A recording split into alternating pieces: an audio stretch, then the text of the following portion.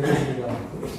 우리 또 권덕 또 부장 말씀 들으니까 대단히 현장에서 시원하게 하신 내용들이 있는 겁니다. 그런데 이제 실제 우리가 현장에서 겪는 이런 이제 노사 문제, 노사 갈등, 노동 권력에 대해서 이게 이제 근본적으로 보면 우리 이제 노동조합 이번에 이제 회계 문제도 있지만 정치권의 투명성 문제, 정치권의 도덕성 문제가 큰 기제에 깔려 있는 거예요. 그래서 노동운동은 그보다는 좀 덜하다 이런 쪽에서 편견을 가지고 있다. 그러다 보니까 작년에 보니까 이제 양 당에서 680억씩 국민의 세금으로 정당을 운영을 해요. 680억씩 받아 쓰면서 죽기 살기 하고 싸움을 해요. 국민들한테 뭔가 비전을 보이거나 하악을 보이거나 떠나 미래를 보이는 건 하나도 없는 그런 이제 정쟁을 있었는데 거기 안에 있는 노동운동은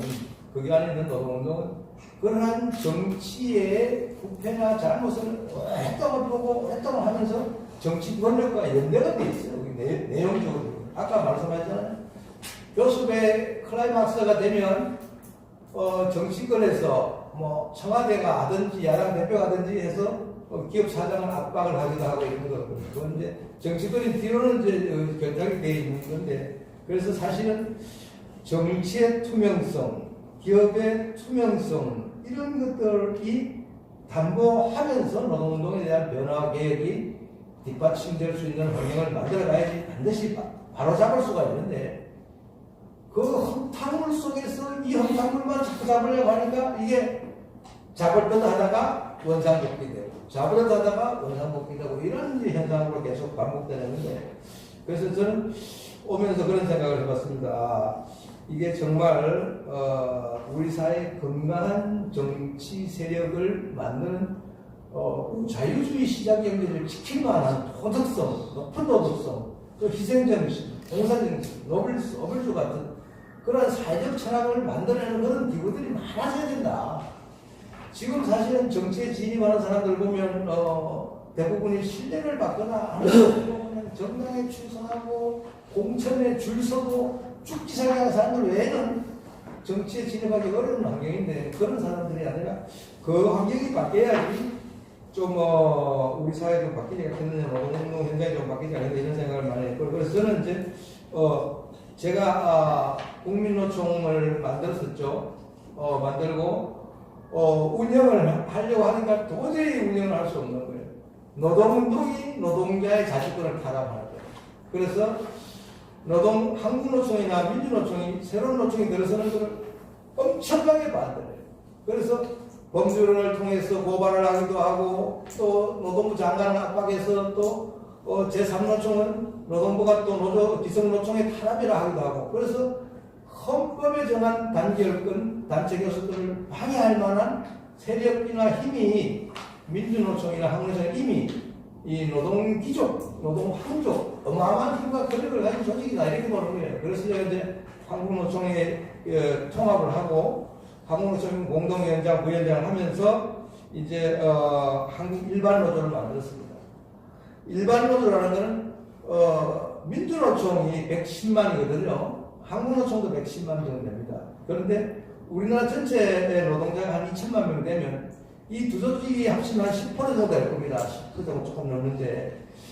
그런데, 우리 사회에서 지금 과거에는 빈부의 격차가 자본과 노동이었어요. 그런데 지금은 노동시장의 이중구조가 더 심각한 겁니다. 이를테면 이런 거죠. 아까 현대에서 말씀하시면 현대 기아에서 정규직이 연봉이 1억이면 계약직 비정규직은 한 2천만 원, 2,500 정도밖에 안 돼요. 그런데 일의 강도는 비정규가 더 높아요. 그러면 계약직 비정규는 민주노총 소속이 아니야. 그런데 근로조건이나 노동강도는 훨씬 더 높아.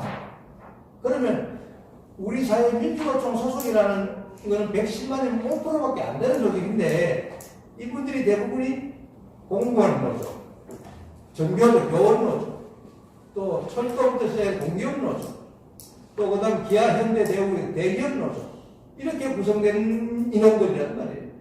그러면 우리 사회에 아주 기득권층이고 엘리트층이에요.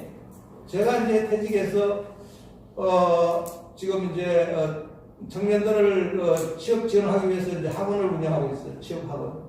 철도 기관사 전문 교육도 시키고 하고 있는데 작년에 요번에 뭐 현대는 500대 1이었지만 통상적으로 공기업 대기업의 경쟁률이 200대 1이에요. 그러니까 학교 한 개 더 가면 1000명 더 가면 거기서 5명 정도밖에 합격이 안 돼요. 얼마나 어렵습니까? 그러면 이 취업 과정이 부잣집 아들 공부 잘하는 것도 지금 좋은 학원, 좋은 대학 안 나오면 못 들어갑니다. 지금 그러니까 그러한 어려운 과정이나 경쟁력이나 좋은 환경, 좋은 학원을 통해서 공부를 해서 대기업이나 공무원, 공기업에 들어갔는데 들어가면서 노동자를 이제 민주노총 쪽으로 가 있으니까 들어간 거예요. 그렇게 되면 사실은 5%도 안 되는 노총 조직이 우리 사회 엘리트 조직이란 말이에요. 똑똑한 사람들이 다 나가 있다, 실제는. 그런데 이 엘리트 조직들이 이중성을 가지고 있어.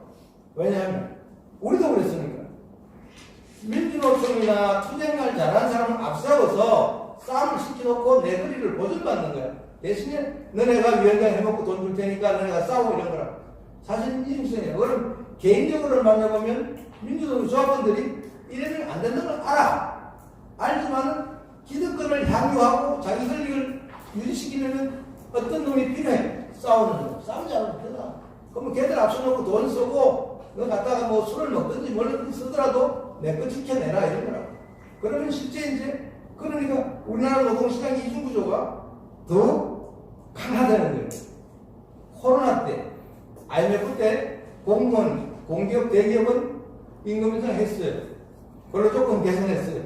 휴일을 늘리자고 안 되면 생일 휴가도 필요하고 생일날도 쉬어야 되고 부모 재산날도 쉬어야 되고 또 보면 이제 그런 것들을 늘려가는 거예요. 계속. 그러다 보니까 이 시장 구조는 점점 갈수록 더 강화되어가는 거예요. 5%의 기득권 세력을 위해서 노동계에서 전부 다 그쪽으로 가는 거예요. 그럼 90%의 비정규 계약직 서민 근로자, 일반 노동자에게는 노총 조직에 가입하지 않은 노동자에게는 예산이 아무것도 없는 거예요.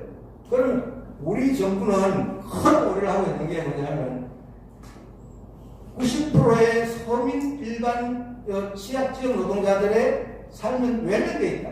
예산이 10원도 안 나가. 그리고 모든 예산은 정규직, 노총 중심으로 해서 예산 편성하고 그걸 가지고 교육 예산, 사무실 지원 예산, 해외 연수 예산 전부 갖다가 쏟아부어준다. 그러면 우리 사회가 이러한 이중구조가 갈수록 더 심각하니까 이 문제를 개선하지 않으면 안 된다. 그래서 지금은 기득권층에서 오히려 양보를 해야 되고 90%의 서민을 위한 어떤 새로운 예산 편성이 집행이 돼야 되는데 이제 그러한 문제에서는 그런 정치적인 배경, 경영 환경적인 배경, 정치권의 배경 이런 것들이 공감하고 같이 움직이지 않으면 여기서 아무리 떠들고 우리 권수국 부사님이 피를 토해도 환경 변화는 갈 수가 없어. 가다 보면 정치적으로 다 그냥 뭐가 된다. 이렇게 해서 그런 과정인데 제가 이제 구체적으로 보면 지금 민주노총이나 기득권 노조의 권익이라는 게 지금 보면 정년모 60세는 기본이고 다 지켜집니다. IMF 때도 코로나 전역이 다 지켜지는 거고 그리고 이분들은 대기업이나 공기업에 있던 분들은 퇴직하고도 한 10년은 하청업체에서 필요로 하고 하청업체에 가서 10년 이상 일을 해요. 70까지는 고용보장을 받아 5%거든. 그 다음에 아까 말했는데 근로복지나 후생복지는 이거는 국내 최고 수준이에요. 호텔, 휴양소, 콘도 전국을 다 휴양소로 노사 합의해서 가지고 있고 또 휴가라는 거는 체류가 이런 법률적인 휴가는 기본이고 공로 연수다 생일 휴가다 제사 휴가다 별거를 다 가지고 있으니까 지금 시중에서의 일반 근로자들은 상상할 수 없는 그런 선망의 대상이 되어 있는 게 이제 오늘 현실이라는 거예요. 그래서 보면 요즘 이제 우리 사회에 대해서 보면 이제 아까 김문수 위원장도 계시는데 김문수 위원장이 노동운동할 때는 그 좌파들은 좀 도덕성이 높은 좌파였다고 보면 돼요. 왜냐하면 이건 이제 희생을 할 줄 아는 좌파고 공익을 위해서 자기를 버릴 줄 아는 좌파들이었다고. 근데 요즘 이제 프랑스 이제 경제학자 토마 피케티가 하는 얘기는 최근에 요즘 좌파는 브라만 좌파를 해가지고 자기 이익을 위해 챙기는 좌파. 우파하고 충돌하면서 실제 우파하고 충돌하면서 우파에서 나온 자본이나 자산이 낙수가 되도록 하는 게 아니고 그걸 흔들어서 자기 재산으로 가져가는 게 브라만 좌파의 세계적인 현장입니다. 그럼 요즘 보면 요즘 좌파들은 그런 거죠. 우리가 이제 문재인 대통령 보면 문재인 대통령 아들이나 처나 우리 언론에서 보면 거기에 미술을 협회에서 단체 환경비용을 가져가서 쓰는 거죠. 그게 옛날 같으면은 지도자는 안 쓰더라도 서민들을 위해서 내려줘야 되는데 안 내려간단 말이에요. 자기들이 쓴단 말이에요. 그 다음에 조국이도 마찬가지였다고. 지금 좌파들 조국이도 그게 조국이 자녀들이나 그 처가 보면 자기들을 위해서 쓴단 말이에요. 그 다음에 이재명 씨도 보면 전부 다 이재명 씨 처나 자식들이나 자기가 보면 이게 그래서 이게 보편적으로 보면 과거의 좌파하고 최근의 좌파는 본질적인 차이가 나요. 자기 배를 채우는 좌파로 변질됐다는 게 이제 그러한 현상이죠. 그래서 보면 이제 그런 걸 배경으로 보면 지금 이제 노총이라는 것을 이제 정리해 보면 110만이면요 국민의힘이 조합을 정당 당원이 80만 명이죠. 80만 명. 80만 맞나요? 80만 명입니다. 그런데 여기는 이제 110만 명이 정당보다 조직 숫자가 더 많아. 그 다음에 정당에는 뭐 3,000원, 2,000원 내지 않습니까? 여기는 저 앞에 3만원에서 10만원 정도 냅니다. 그러니까 100만 이상의 조직력과 돈을 가지고 있는 이 돈은 매달 나오니까 매달 집행을 할 수 있는 돈이에요. 이 돈은 그냥 하수분이라고 그냥 한 번 하고 안 나오는 조합이 아니라는 말이에요. 지난번에 이제 허영구 씨가 얘기한 발표에 보면 연 2천억 이상을 계속 쓸 수 있는 그런 돈들을 가지고 있는 조직이 100만 이상 정당보다 더 높은 비용과 내용을 가지고 있다는 거죠. 그 다음에 이제 보면 아까 이제 우리 건수덕 부장님이나 김종 총장께서 얘기한 것처럼 사용자로부터 급여를 받는단 말이에요. 그죠? 근데 이 사용자로부터 급여 받는 게 지금 보면 아까 우리가 이제 500인당 타임오프를 해가지고 근로시간을 면제하는 세 사람이라고 하면 이게 보통 이제 세 사람이 아니고 훨씬 더 많은 일이 되죠. 제가 이제 지하철 위원장 할 때도 보면 전임자가 위원장, 부위원장, 사무총장, 부사장이가 25명 정도 중앙전임자가 있어요. 그럼 중앙전임자 놓고 그 다음에 지부, 지회, 분회장, 대의원까지 이러니까 사용자의 급여를 받고 사용자에게 전액 지원을 받으면서 노조활동의 전담자들이 이게 수만 명이 있다. 그러니까 민주노총이 집행만 하면 사용자로부터 돈 받는 사람들이 이거는 공기업이나 공무원은 전부 다 국민 세금을 받는 사람들이야. 세금으로 받는 사람들이야. 그 사람들이 보통 10만 원 한 달에 그냥 먹을 수 있는 게 그 조직의 역량이라는 자금, 조직력, 그 다음에 사용자로부터 지원받는 돈, 그 다음에 중앙정부, 지방정부. 이게 고용을 어떤 돈을 주는 게 아니에요. 서울시에서도 박원순 장이 그때 매년 20억 12년을 줬어요. 강주도 마찬가지, 전라북도, 전라남도, 충청도 전부 다 그랬어요. 그러니까 이렇게 들어가는 돈들에 대해서 어마어마한 영향을 가지고 있어요. 그런데 이 사람들이 이 돈을 가지고 사실 아까 말씀드린 자기들 월급은 회사가 다 주니까 그건 안 써도 돼. 이걸 가지고 이제 어디 쓰는가 하면 이제 법률원을 가지고 있어요. 변호사, 노무사 가지고 있다. 그래서 이 법률원을 가지고는 이게 다른 노조가 자기 소속 민주노조가 아닌 노조가 생기거나 발생하려면 그걸 가지고 다 고소고발, 또 사용자 사주받았다고 또 사용자를 고발해, 또 교섭 때도 부당노동행위가 다 고발해. 그러니까 노동조합 민주노총의 법률원은 노동조합을 견제하고 자기 조직을 보호하는 데 모든 법률적인 에너지를 다 쏟는다고. 그러니까 이 사람들하고 싸움을 한다는 게 사실은 너무 어려운 거예요. 일반인들은 봤을 때. 우리가 개인적으로 싸움을 하면 계속 그 일을 법률에서 전부 다 고소해주고 고발해주고 법원에 가야 되고 이기는 거라고 그렇다. 그러니까 이제 이러한 법률적인 환경을 가지고 있고, 그 다음에 이제 언론을 장악하고 있잖아요. 언론. 지금 뭐 KBS도 민주노총 언론연맹이 있는데 MBC도 준호조는 다 그렇게 가 있죠. 언론사들 다 그렇게 가서 언론연대를 가지고 있다.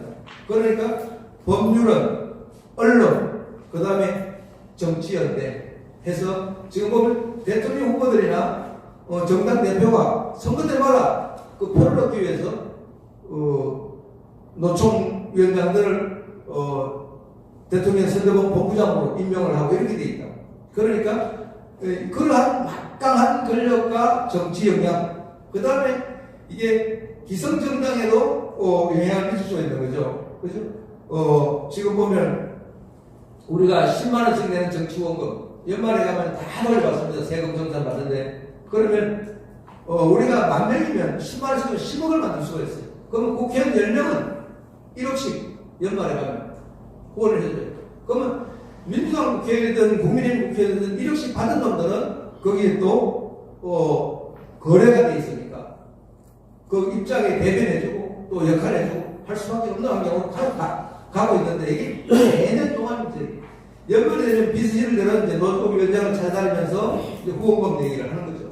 그래서 이제 이런 정치 후원금의 문제, 그래서 보면 노총은 이게 권력의 어마어마한 중심이지, 아까 누가 약자라고 했는데 절대 약자가 아니라는 거예요. 그래서 노총 출신들이 회기마다 국회에 10명 정도가 들어가요. 그래서 장관들이 노총위원장 출신 국회의원들한테 숨을 못 쉬는 거예요. 전부 다 환로에 들어가서 환로에 국정감 갈 때마다 장관 잡으니까 장관들이 예산 편성이나 이거 할 때 전부 다 노총위원장을 추모하는 거예요.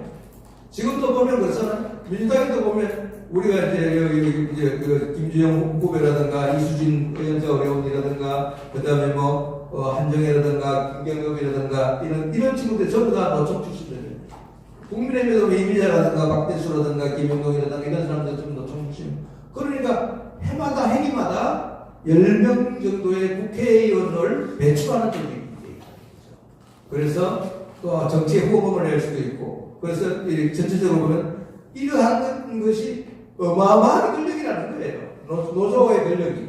그래서 이 권력을 가지고 어떻게 행사하느냐, 이런 게 이제 문제가 되는 거죠. 지난번에 정국이 바뀌고 나니까 KBS는 어떤 일이 있었는가 하면 친칠과 미래위원회라고 해서 노조위원장이 민주노총 노조위원장이 중심이 돼서 조직을 구성해서 과거에 우파 활동하거나 자기들하고 뜻이 맞지 않은 사람들을 징계를 하는 현상이라는 거예요. 그러니까 실제 노조가 인사권, 경영권을 장악한 거죠. 그런데 그 조합원들이 그 노조에 들어가지 않고는 매길 수가 없는 상태로, 왜냐하면 성진, 발령이 전부 다 관련되어 있습니다. 그래서 이미 이 노조는 우리 대한민국의 공기업, 대기업, 공공부문, 이걸 중심으로 하는 민주노총 노조는 이미 어마어마한 권력과 힘을 가진 노조다, 이렇게 이제 보시면 될 거예요. 그것이 이제 행사하는 게 아까 말씀드린 대로 현장에서는 사용자가 마음대로 할 수 있는 조직이 안 되죠. 그게 정치 권력하고 연계되어 있고 법률은 가지고 있고 언론 가지고 있고 조직 가지고 있는데, 그래서 사용자 마음대로 할 수 없는 그런 환경이나 구조로 이제 왔다고 보시면 될 겁니다. 그래서 이제 그런 것들이 현장에서 이제 노조의 어마어마한 힘과 권력으로 나와서 MBC는 정상화위원회 가지고 또 골병이 들었고, 또 우리 이순림 위원장도 그냥 부당 징계까지 받고 있었는데, 이제 그런 것들이 노조의 권력이 돼서, 잘못된 권력이 돼서 이제 현장을 어렵게 하고 있었습니다. 그래서 보면 저희 이제 지하철에서도 보면 과거에 이제 아까 건수도 의원님 파업 때 비용 많이 얘기하시는데, 보면 이제 해고가 되면 해고자 임금을 이제 다 지급을 해야 되잖아요. 그러니까 이제 해고자 임금에서는 이제 모든 급여전에 현직에 있을 때 모든 급여 전액을 지급하게 하고, 또 이제 회사에서 해고되거나 징계로 인해서 호봉이 감액되면 그 해고된 기간에 퇴직금이나 호봉금을 정년 퇴직할 때까지 보존해야 돼요. 그리고 해고나 징계를 먹고 복직을 시켰을 때 해고 기간이 3년이었어. 그러면 회사는 3년을 인정 안 할 거 아닙니까? 그러면 3년 동안 퇴직금도 인정 안 하더라고. 그러면 3년 동안에 보충되는 호봉급과 퇴직금은 노조가 지급을 해요. 그러다 보니까 이제 노조 활동은 피해가 아니고 권력이고 권위적인 활동이 돼요. 그래서 이게 이제 해고 한 번쯤 되면 이제 현장에서 일을 안 해도 대단히 존경받고 인정받는, 그리고 나서 이제 여러 가지 자기 생활을 얼마든지 할 수 있는 그런 환경으로 이제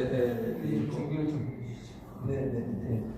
그래서 이제 뭐 시간이 마무리하자면 이런 겁니다. 그래서 이제 우리 사회는 정치 구조나 기업 구조의 개혁도 필요하고 그 안에 중요한 노동 부분의 변화가 필요하다. 지금은 이제 4차 산업 쓰나미가 와서 일자리가 사라지기 시작하고 노동 현장이 너무 어려워졌는데 지금 사실은 기득권 노총들은 일자리가 줄어들지 않아요. 90%의 서민들은 갈 자리가 없이 더 어려워지는 환경이다. 그래서 뜨거운 물에 개구리가 앉아서 삼키는지도 모르고 지금 뭐 자기들 배만 부르다고 누워있을 게 아니라 정말 노동계가 스스로 나서서 미래에 대한 준비, 또 일자리에 대한 고민, 또 정부나 기업으로부터의 서로 화합하고 융합하는 일들을 노총 수준에서 거꾸로 나와서 해서 우리 사회가 정말 서민들이 꿈이 있고 비전이 있는 사회로 나가는데 노총들이 이제는 나서지 않으면 노총 스스로의 존재감도 없을 것이고 또 90%의 이제 일반 국민들도 노동운동에 대한 이해를 바로 하고 자기들의 권익을 위해서 가치를 바로 세워야 한다고 생각합니다. 고맙습니다.